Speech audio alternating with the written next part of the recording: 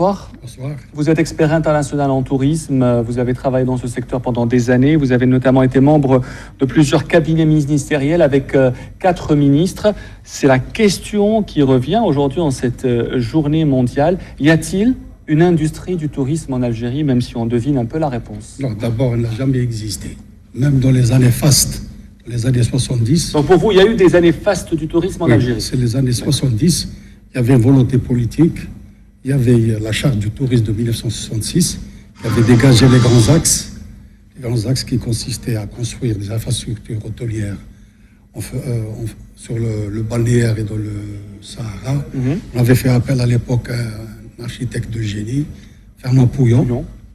Donc on avait développé des structures, on a ouvert des instituts de formation, Tizi Ouzou Bouzaïda, ensuite l'Horaci, Institut supérieur des hautes études touristiques et hôtelières de l'Horaci, et on a ouvert des représentations à l'étranger, parce que le triptyque, il est indissociable. Investissement dans la pierre, investissement dans l'homme, ensuite c'est la communication à l'étranger pour faire connaître votre produit touristique. Et on a ouvert à Francfort, Paris, Londres. Alors, on a l'impression qu'il y a eu des choses qui ont été faites, mais on a l'impression que sur le terrain, concrètement, il n'y a pas de résultat. Et vous venez de le dire, il n'y a pas d'industrie du tourisme. Comment expliquez-vous cela? Il n'y a pas, parce que dans les années 70, on a passé 10 belles années. On était au diapason de nos voisins de l'Est et de l'Ouest. On était mieux lotis que la Turquie qui plafonne aujourd'hui, mieux que l'Égypte, mieux que le Portugal, par exemple. Mais une décision malheureuse, avec beaucoup de maladresse. De qui, en quelle année? Le comité central du FLN, en mai 80, avait décidé de stopper le tourisme international, le réceptif. On nous avait intimé l'ordre, et de nous occuper de développer le tourisme domestique, le fameux tourisme populaire, familial, social, etc.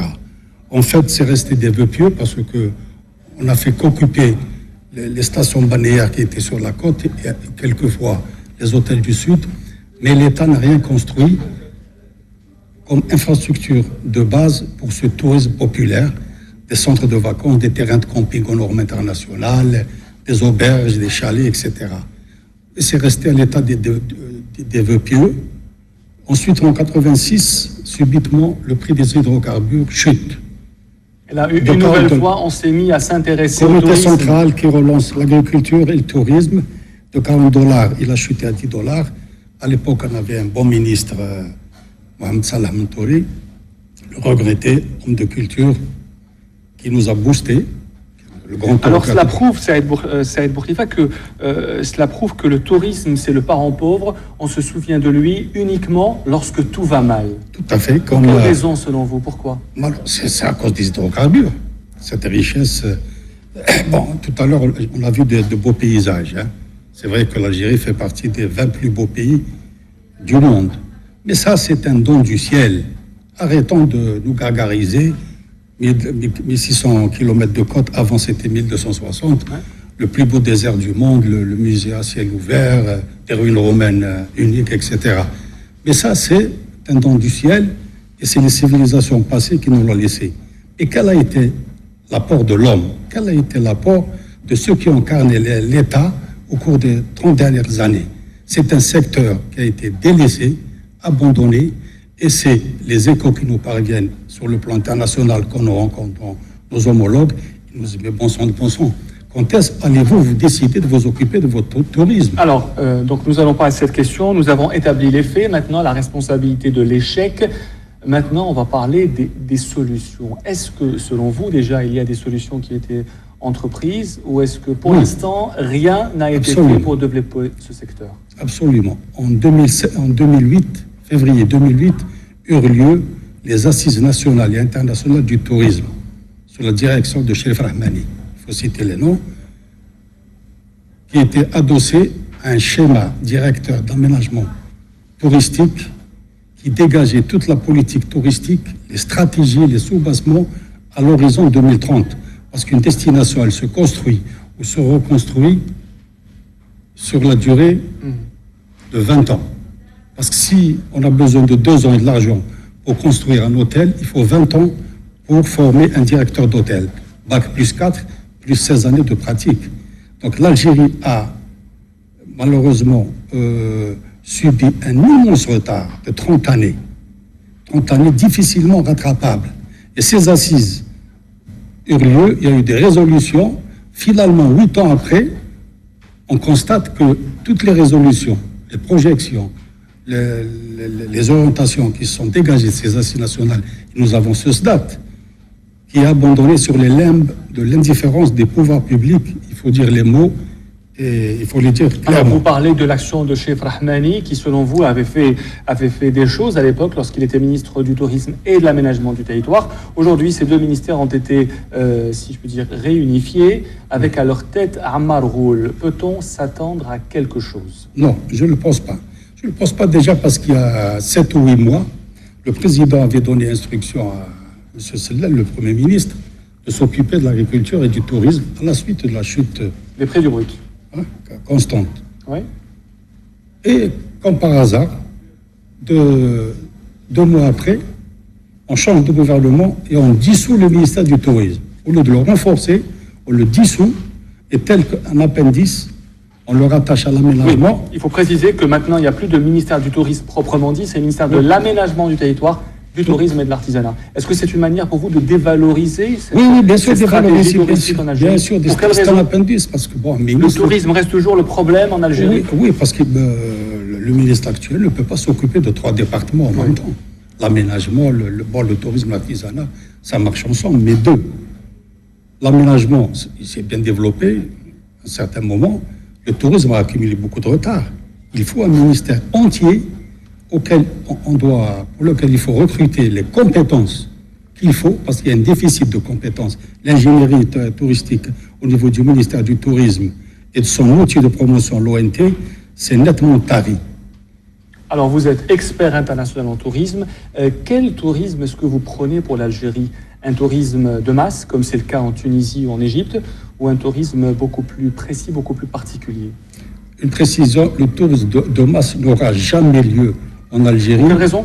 Je vais vous l'expliquer. Même s'il aurait une volonté politique, il n'y a plus le foncier touristique, les terrains, ça nous nuise comme une peau de chagrin avec le temps.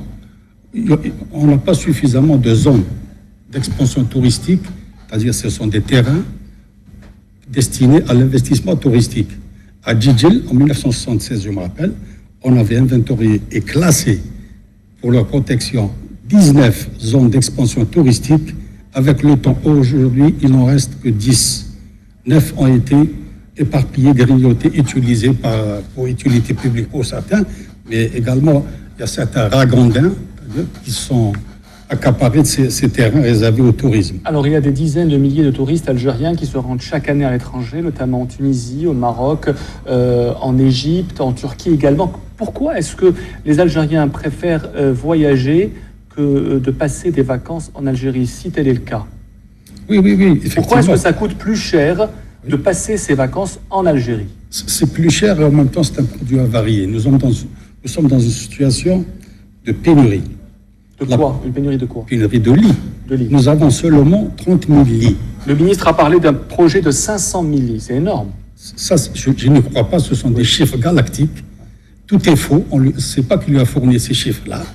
Parce que 500 000, c'est la capacité réunie de nos voisins de l'Est et de l'Ouest qui les ont construits sur 30 ans.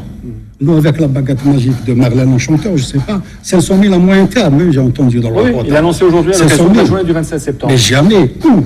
Sur quel terrain? Sur quelle zone? Pourquoi est-ce que les Algériens vont à l'étranger? Pourquoi est-ce que c'est Parce que c'est la mauvaise prestation, ce sont des hôtels vétustes, et même les nouveaux hôtels privés, ils n'ont de nom que d'hôtels. Ce sont des immeubles, pratiquement. Et pourquoi ça coûte plus cher?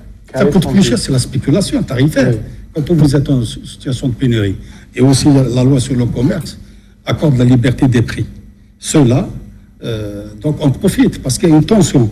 Il y a beaucoup d'Algériens qui sont résignés de passer leurs vacances en Algérie, ils ne peuvent pas aller à l'étranger. Ils acceptent ce type d'hébergement qui sont d'un niveau lamentable.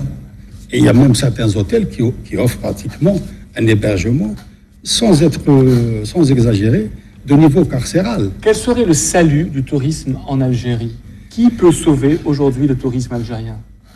Une réelle volonté politique. Qui n'existe toujours pas, selon vous? Elle n'existe pas. Même si elle figure dans le stade, dans les schémas directeurs d'aménagement Horizon 2030, au sein du gouvernement, au sein des hauts fonctionnaires de l'État, il n'y a pas cette conviction. il faut de la conviction. La conviction fait appel aux compétences. Les deux arriveront à la concrétisation. Ce sont les 3 C qu'il faut assembler pour pouvoir réussir. Et l'Algérie est destinée à faire uniquement du tourisme saharien quand la crise passera dans l'extrême sud, parce qu'à l'étranger, l'Algérie a une image de destination saharienne. Il y a aussi le tourisme culturel à travers les 22 sites romains, les vestiges romains, les vestiges également mauresques.